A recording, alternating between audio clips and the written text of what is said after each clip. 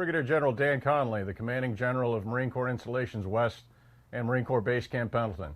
Thanks for tuning in this week to find out what we're going to reopen in a COVID environment.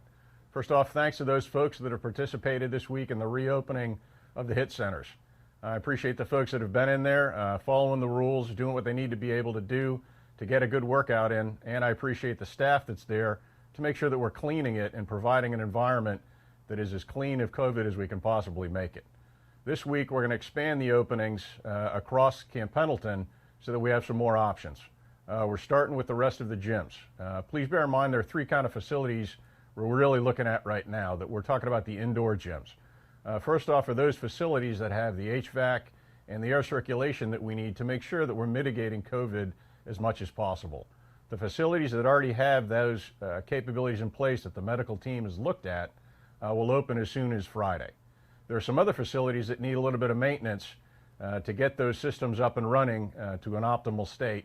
So those we'll start looking at probably the beginning of next week after we've got repairs done to start opening those. And we'll open those as the repairs are completed. And lastly are those facilities that might not have the HVAC or the airflow that we need or we think we need in order to stop the spread of COVID. For those, we're going to do a risk assessment. Can we put in other mitigation measures that will allow us to bring patrons in, to exercise, and still keep the threat down? That's going to be an ongoing discussion. We started that last week and we'll continue that.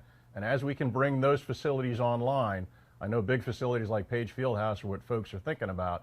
As soon as we can bring that online, we will.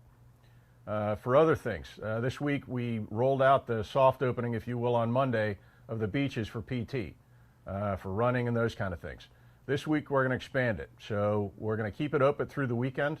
We're going to keep it open for families and Marines, and we're going to add water sports to that. So think surfing, swimming, paddle boarding, kayaking, those kind of events. What we're not going to do yet is open it for large unit gatherings. We still got a little bit of time to work on that, but for right now we're going to focus on the sports that we can do at the beach, which is consistent with what's going on in Oceanside and up in San Clemente.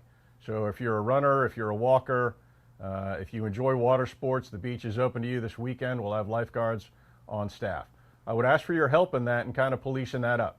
If we can stick to the rules that we've got, we'll have a much better chance of opening things more often or sooner than we have right now. If we can't stick to it, then we're going to be kind of limited. So I'd ask you, if you're interested in surfing, swimming, kayaking, or water sports this weekend, the beaches at both San Onofre and Del Mar will be open to you. Along with the Del Mar opening, we're going to open the Del Mar Marina on Saturday if folks need to access the rental equipment that's there in order to get out on the water. We're also going to be opening up to a larger extent the 13 area pool. Right now it's open to active duty only. We'll expand that a little bit based on what we've seen over this week and what we think we can accommodate going forward.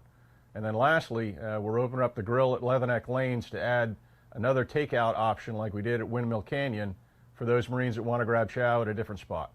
For all of the times, locations, and different things going on sites, please visit the website, look on our social media so you know what the latest openings are. As we can, we're going to open more things to make sure that, again, we provide options to Marines and families and sailors, but we maintain the COVID stance that have gotten us to this point.